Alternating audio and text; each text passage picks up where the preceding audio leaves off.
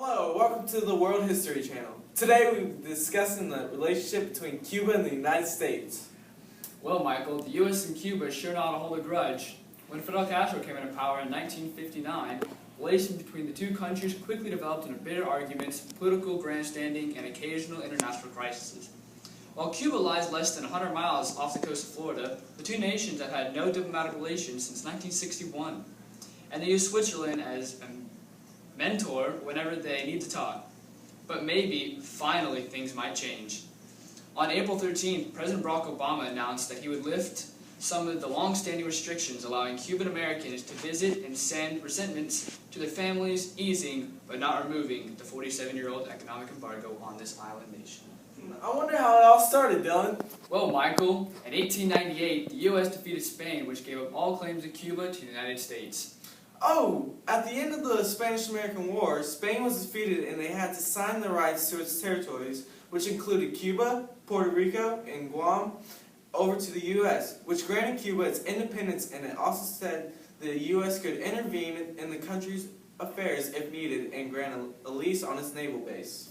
Now, to explain this towards the modern event, these increased connections between the influence of Cuba and the change of governing system to a democracy. This is a new form of government. They also put a pro-American president to help U.S. maintain control over Cuba. Did you also know that in 1902, Cuba becomes independent with Thomas Estrada as president? I did know that. I heard that he also put a Plate Amendment keeping the island under U.S. protection and gave the U.S. the right to intervene in Cuban affairs. He also was the president during the 10 Years' War. With the help of the American banker, he tried to offer Spain $150 million to give up the island, a plan that failed. He was, however, successful in getting the U.S. Congress to pass a joint resolution. This bill was one of the things that led the United States to declare war on Spain, demanding that Cuba be freed from Spanish colonial rule. This leads to the government siding with America and its beginning of the U.S. starting to get power in Cuba through the joint resolution and the U.S. helping Cuba become independent from Spain. This time, in Batista's regime, Batista's policy against the people and the aid of the U.S. enriched himself. But his support of capitalism and admired the United States, he also endorsed by communist parties and his labor laws in support of the labor unions. During his presidency, he instilled many economic regulations and pro-union policies. Oh yeah, didn't this lead to an increased control of the U.S. in Cuban affairs, which leads to the developing irritation towards the U.S. by the Cuban people? A little after that, in 1934, the U.S. abandoned its right to intervene in Cuba's international affairs and revises Cuba's sugar quota and changes tariffs to favor Cuba. Oh yeah, during this time, the Treaty of Relations was signed by both countries, which modified the Treaty of Relations of 1903. This act of lessening U.S. involvement helped minimize damage in relations between the Cuban people and satisfied their demands. The U.S. gave the Cuban people more power, but also made sure that they retained a little bit by maintaining control over sugar, which was their major export, controlling their economic influx. That event in 1959, did you know that Castro leads a 9,000-strong guerrilla army into Havana, forcing Batista to flee, and Castro becomes prime minister right after that? I do remember that. Castro and Gravina landed in Cuba in a small band of fighters, known as the 26th of July movement, and began a guerrilla war against the government. Fidel Castro won after 2 years of guerrilla warfare. Dictator Batista fled on 26th of July movement, named after his first attack. First, rebels entered Havana after Batista resigned. At first peaceful, but then parking meters and casinos and wealthy homes attacked. Fidel Castro takes power through violent fighting, which leads to rebel fighters that are in favor of Castro to become violent also. Through this, Castro's power is strengthening. Later that year, in April 1959, Castro meets the U.S. Vice President Richard Nixon in an unofficial visit to Washington. Nixon afterwards wrote that the U.S. had no choice but to try and orient the leader in the right direction. Oh yeah, I remember that. Just months after his victory, Fidel Castro traveled to the U.S. on an unofficial visit. The American people, I think, are good people. That's what Castro said. He was snubbed by President Dwight D. Eisenhower, but did meet then Vice President Richard Nixon. I do remember that. Now, the U.S. government starts to work through Castro to guide him to the democratic government style, which will lead to Fidel Castro becoming president of Cuba with the support of the U.S.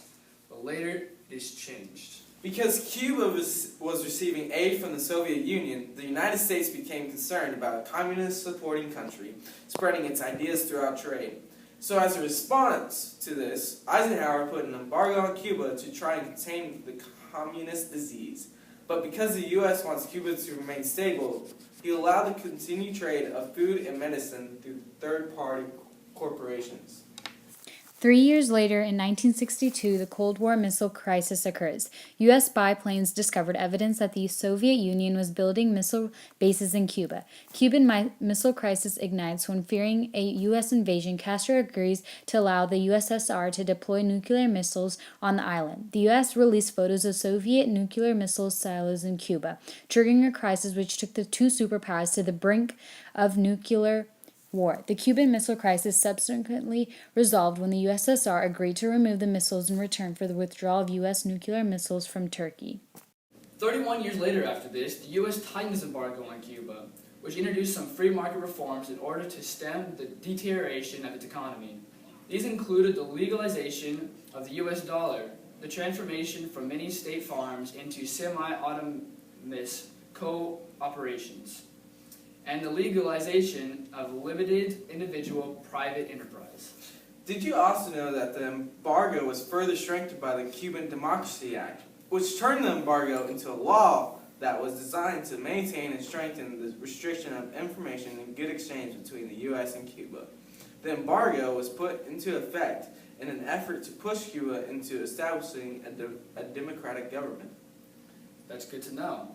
In 1996, 3 years after this event, the U.S. trade embargo made permanent in response to Cuba's shooting down of 2 U.S. aircraft operated by the Miami-based Cuban exiles. Man, that is just mean of them. Also, on February 24th, 1996, 2 unarmed Cessna 337s flown by the group Brothers to the Rescue were shot down by Cuban Air Force, killing 3 Cuban Americans and 1 Cuban U.S. resident. The Cuban government claimed that the planes had entered into Cuban airspace. Wow. This must have solidified the up-in-the-air decision of the U.S. to put a permanent trade embargo on Cuba. This embargo was more than likely put into place from the U.S. in hopes of showing the Cubans that they were not willing to associate themselves with communists willing to commit terrorist-like actions, and show the American people that the government is doing whatever it can to keep their people safe from communism and all aspects of terrorism. You're right. Now, years later, after that event, in November 2001, U.S. actually exports food to Cuba for the first time in more than 40 years. Isn't that just amazing? That's crazy. And then after requests from the Cuban government to help it cope with the aftermath of Hurricane Michelle. Actually, more specific details of this is the U.S. sells $300 million of food to the Cuban government to assist the aftermath of Hurricane Michelle, which killed 22 people. The first food export between the countries for more than 40 years. Yep, absolutely. That is just incredible. This starts of better relations between the U.S. and Cuban government, don't you think? Yes, and also led to the visits of presidents and lifting restrictions between both of these countries. Just 1 year later, May 2002, former U.S. President Jimmy Carter makes landmark goodwill visit, which includes tour of scientific centers in response to U.S. allegations about biological weapons. Carter is first former or serving U.S. president to visit Cuba since 1959 revolution. Wow, that's crazy. The purpose of the visit was to discuss relations between the U.S. and Cuba, mainly to talk about the biological weapons. You're right. President Jimmy Carter visits Cuba in hope to relieve tensions between Cuba and the U.S. as well. He wanted to make sure they wouldn't fire their weapons and keep it under control. Awful if they actually use those biological weapons. Now, 4 years later, in 2006, U.S. President George W. Bush, in his first comments after President Castro undergoes surgery and hands over power to his brother Raul, urges Cubans to work for democratic change. Yep, you're right. After becoming ill, Fidel Castro temporarily transfers his power to the vice president, his brother Raul Castro. Once he recovered, he formally succeeded from presidency and transferred his title to his brother. After becoming president, Raul decided to make changes in democracy and wanted to reopen friendly communication with the 2008 president, Obama. Wow. This transfer of power from Fidel to Raul starts a new era for the Cuban people, in my opinion. With Raul in power, the country can finally start moving towards democratic government, which in turn is allowing the United States to begin discussion of ways to help better the Cuban people and reunite the two nations. Oh, so sweet. Now, in July 2007, acting leader Raul Castro again indicates he may be open to a warming of relations with the U.S. He offers to engage in talks, but only after the 2008 U.S. presidential election. Raul Castro is willing to compromise with the U.S. about lifting the embargo on Cuba, as well as discuss more relations between the two countries, U.S. and Cuba. Absolutely. This gesture of goodwill from Raul towards the United States shows that they are willing to discuss options for a better future in both countries. Raul wanted to wait on beginning discussions until after the 2008 presidential election, because this would allow both leaders to develop a stronger connection during their time. Now, 2 years later, in April 2009, President Obama lifts restrictions on family travel to Cuba.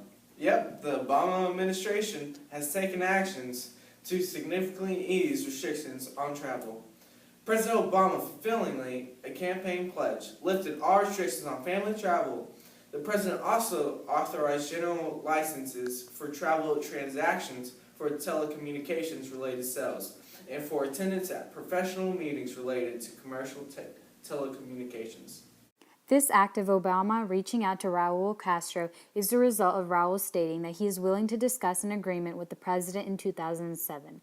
This lift shows that Obama is acting on behalf of the people's request for the reopening of travel between the U.S. and Cuba. Recently, 3 years ago in fact, Cuba suggested it's ready to negotiate with Washington on finding the solution to the Gross case.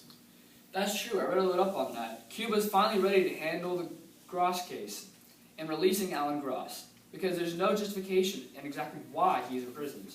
Though Cuba accuses Alan Gross as a spy, Washington will help Cuba as long as Cuba is willing to work with the United States. They are actually exchanging prisoners. In the Cuban prisoner exchange, the U.S. released many Cuban prisoners in exchange for Alan Gross. Though this may seem hostile in nature, the exchange allowed both sides to discuss newer and friendlier relations.